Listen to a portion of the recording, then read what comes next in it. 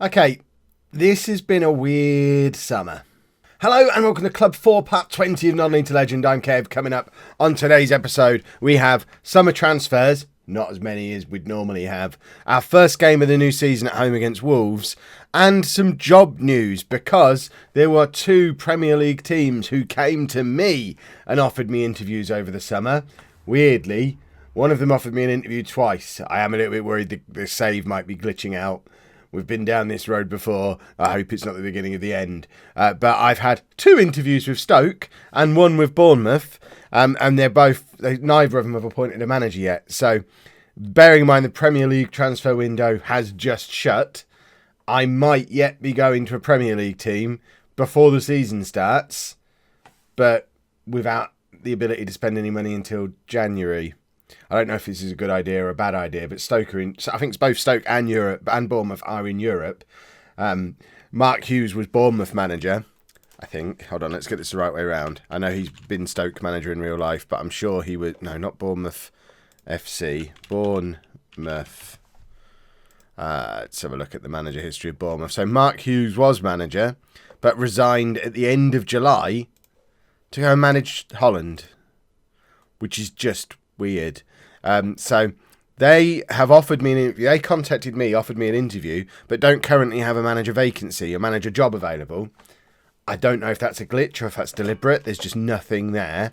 They're in the Europa League, but they're not showing on the job centre at all. Stoke, on the other hand, have offered me two interviews, but also don't have a manager vacancy. I don't know if that's because I've applied. Well, I haven't applied. I've been offered it. They don't have anybody up there. I don't know who their manager was before. Their manager was Paulo Fonseca, who resigned on the 23rd of July, to go manage Portugal. So both of them have had managers stolen away to go and manage international teams. Bournemouth are in the Europa League. Stoke finished 10th last season, but are secure financially. Either of them would be a massive step up. They both contacted me. I wasn't checking for management vacancies at the end of July because it's not the time you expect there to be any. So there may be news on that tomorrow.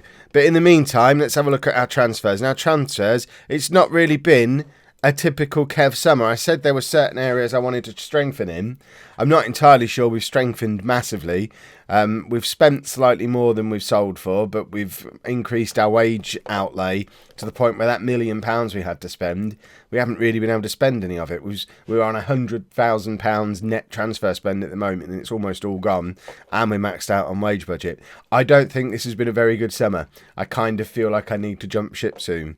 So we sold Patrick Van Aanholt for £300,000 and Sid Nelson for £46,000. At the time, I sold Van Aanholt, so I thought, we've got Purrington and De Silva, we'll be fine. Didn't realise that I hadn't offered Purrington a new contract, so he's been released on a free, as have Bartlett, Hancock, Lutweiler and Fielding have both retired, as has Nathan Thompson. So we've had quite a few of our older players leave, fringe players leave, and these are the guys who've come in. I think quality-wise, we've done all right. I just wish they were all 5 years younger, apart from the 18-year-old. That would be weird.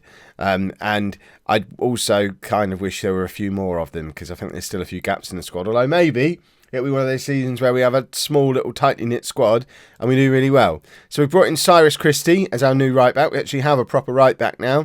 He's 31 now in game and only showing us 2.5 stars, but he's got all this championship experience. We were playing De Silva at right back all last season, who's should be our reserve left back.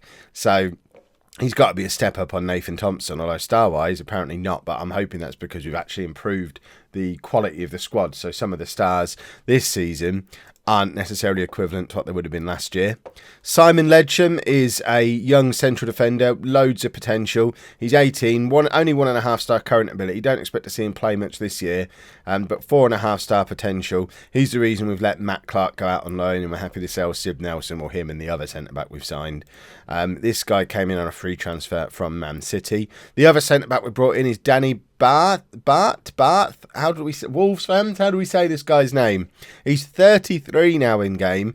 But 3.5-star current ability means he's almost as good as Hereford, better than Tom Tom.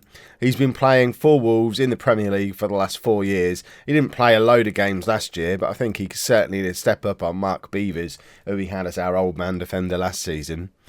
George Long is our new goalkeeper, comes in from Leicester for £250,000, 3-star current ability.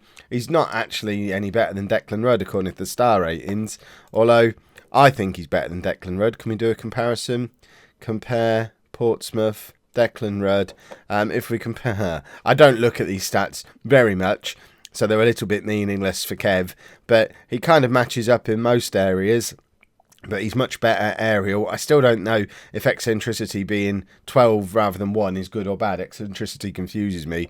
But he's better in the air, slightly quicker. I mean, he's just slightly edging Rudd in all these areas.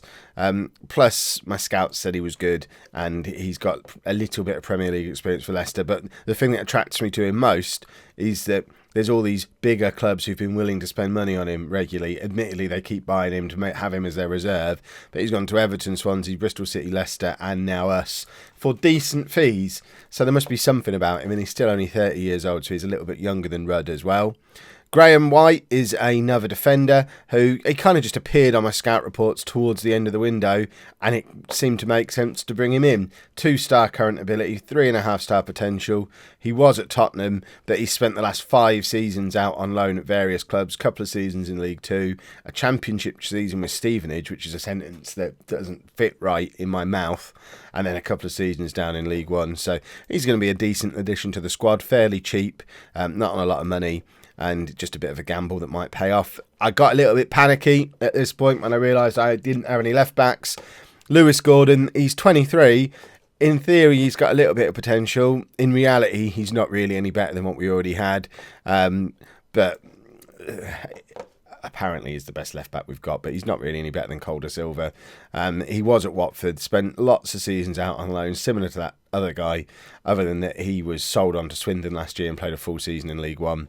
I think he might be a bit of a dud. Hopefully he proves me wrong. And then lastly, the superstar of the summer, Joe Cook. Yes, it's another striker on loan, but he's probably not actually going to play up front for us because we've still got the Razor Ramon attack and Ugbo.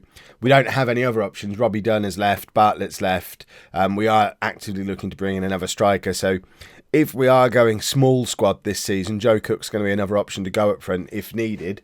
But he can actually also play in an attacking midfielder or in central midfield, which I think is where I'm going to be playing him. But he's got 4-star current ability, 5-star potential. He's on loan from Liverpool for the season, valued at nearly £18 million. In fact, let's do the little rascal trick where we say, actually, can we have you until the end of next year, please? We're going to do that with all of them in a minute. And he's been on loan at Huddersfield last year. Who, remember, Huddersfield won he is the signing of the summer. Huddersfield won the championship last year. Joe Cook was their top scorer. So I think that is a signing and a half. 25 goals, 14 assists, 7 man of the match at 7.43. I say he's not going to play up front straight away. He might well be coming in the team up front because imagine that alongside Barry Scott. It's going to be a little bit. We've got 4 Premier League strikers now in our squad. We've just got to find a way to fit them all into the team. Right, I'm just going to try and extend the rest of my loans for another year because I'm a monster. Then we'll come back and play the first game in the new season against Wolves. Well, the only one we've not been able to offer an extension to is David Hall because his Chelsea contract expires at the end of this season. So I'm actually thinking we might be able to get that lad in permanently, especially if we get ourselves promoted. So we might want to start building a partnership around Hall and Ugbo. Forget what I was just saying about Scott and Cook. Hall and Ugbo are the ones that could potentially be our players, although we have made offers for all the other guys. Although obviously if we do get promoted to the Premier League, which is realistically the only way I'm going to be at Portsmouth next season, then we're only going to be able to keep 2 of them on loan and we'll have to make a decision then. So anyway, this is the team we're putting out there for the first game of the new season against Wolves. Potentially our last game at Portsmouth if one of those Premier League job offers comes in. So we've got Long in goal, a back 4 of Hereford at left back because apparently he can do it. So we're going to see if he's only 5'8". I didn't realise we played him at centre back all last year. He's good, but at only 5'8", maybe his future is as a left back. We've now got him training as a left back. Tom and Bart. Don't know. Someone needs to let me know in the chat comments. We're not streaming. We will be later. And then Christie at right back. Dazelle, Boateng and Cook in midfield with Shashua in behind. The Razor Ramon attack. Scott Hall up front. Right, let's get into the game. I'd like to think, because we've not made huge changes, that we could have a decent start to the season. I don't know if I'm being a little bit over hopeful there. EK Ugbo is now our new captain, taken over from Nathan Thompson, although obviously not in the team today. And I mean, you could argue he's probably fourth choice striker at this point. So we've got too many forwards. If anyone knows any good 4-striker tactics, let me know down in the comments, and I'll see if I can sort one out. Shashu has picked up a little bit of a nut. We need to keep an eye on that. But in the meantime, let's go and grab a goal. Dazelle squares it to Cook, who I thought Cook took the initial free kick, but made it into the area very quickly. And then Dazelle is hovering around in there. I think it was a handball. I didn't see a foul, but we have a penalty. And it's Barry Scott, I think, with the opportunity to grab our first goal of the season. But it's saved. Come on now, Barry. That's not what we're looking for from you. You've got this guy who scored almost as many goals as you last season, hovering in midfield, ready to make the step up. You need to make sure you are on form, or we'll just replace you. We don't need to have any passengers. No attacking passengers this season. I think we've got the best attack in the Championship, and probably the best reserve attack as well. I think as our four strikers would walk into any Championship team. I'm going to throw that out there. I don't know much about the other Championship teams, to be fair, but I just think they're that good. I just need to hope that the changes I have made to the defence are going to be sufficient. We scored over 100 goals last year. If we can try and concede slightly fewer, then how do we not get promoted this time round? Cook with a long ball forward to no one in particular, really. Neither Scott or Hall are chasing that. Scott does decide to try and close it down a little bit, but I mean, their keeper just picked it up, because why not?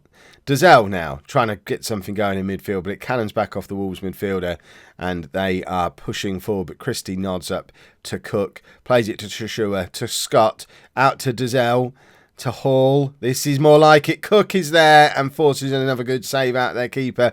We've had some good chances so far. I hope we're not going to come to rue missing them later in the game. And am I bringing Shashua off at half-time? I think I might be. He's not playing great. He's got a knock. It depends what kind of injury it is. If it's a big boy injury, then we'll definitely take him off. What's he got? Lower leg. I mean, I'm not an expert, as it's pretty clear from all the videos I'm not a football expert. But what I do know is the leg is an important element for any footballer. So we're going to bring Schmodix on at half time to slot straight into that shadow striker role.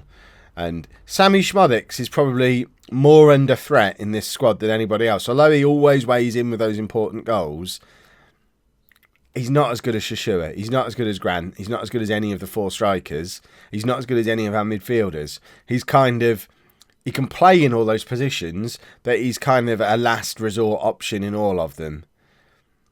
I realise I've just brought him on rather than Grant, but that's because I wanted to keep the shadow striker going, which Grant isn't as good at. So I guess he's got that going for him. But he's just kind of a jack of all trades. We've got another penalty, and this time it's going to be Jake Herford. We had this exact scenario last season. Scott missed a penalty. Herford took the second one, and he did score. So fingers crossed. Our new left back, right-footed, and it's another penalty save from their goalkeeper. In what world do you have 2 saved penalties in a football match against the best attack in the division?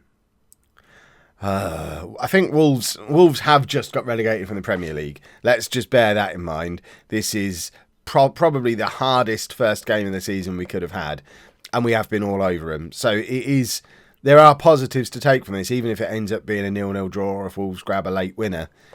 We have been all over what should be the best team in the division. So we're going to take those positives. Right, Ugbo's going to come on, and we're going to swap Hall over with Ugbo, and then we're also going to bring on George Grant, I think, in midfield instead of Cook. Cook hasn't really worked as a central midfielder. We might have to play him as a striker, but then how do we possibly play him as a striker? I signed him as a midfielder. He came from my scout reports when I was filtering for midfielders, And I had a look at him and thought, yeah, he'll do. We'll have him as a midfielder. And then I looked and saw that he was Hull's top scorer, Huddersfield's top scorer last season, and realised that he's probably a striker. So, I don't know. I think he'll be all right in midfield eventually.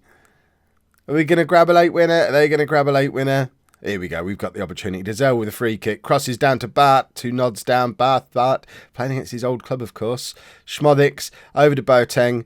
Back to Schmodix to Dazelle. Somebody get it in the area. Not our area. Don't misunderstand me. Christie looks like he's running through treacle, but does manage to get on the ball and then have a little prance to celebrate. And we've got 30 seconds to try and grab a winner, but Wolves currently have the ball. If they score here, that's disgusting. Look at those stats. We've had 4 clear-cut chances to their 1. Oh, they're going to do it, aren't they? They're just going to have a bit of that Premier League.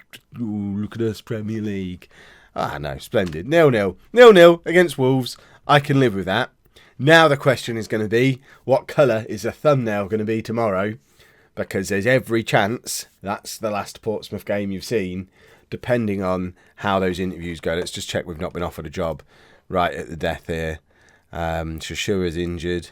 Right, it doesn't matter. Tight calf. You could have played on, son. All these loan extensions have been accepted. Now we just wait and see if we get a job offer. If you've enjoyed that, please make sure you leave a nice big thumbs up on there for me. Subscribe to the channel for daily Football Manager videos. And thank you very much for watching.